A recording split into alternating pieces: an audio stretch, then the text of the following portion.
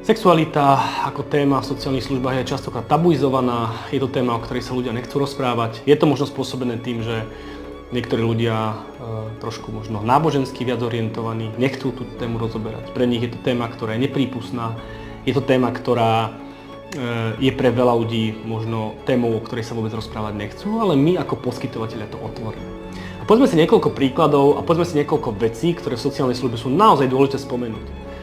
Sexualita, pokiaľ je medzi dvomi ľuďmi, povedzme klientami v sociálnej službe, mali by mať možnosť naplniť si aj túto svoju potrebu, pretože pokiaľ sa snažíme ľuďom vytvárať domáce prostredie, tak uspokojenie základných biologických potrieb si myslím, že je úplne normálne, ale my ako poskytovateľ by sme sa nemali pred tým tváriť, že to tu nie je a zatvárať oči, ale naopak, mali by sme vytvárať možnosti a spôsoby, akým dokážeme práve týmto ľuďom tú potrebu uspokojit.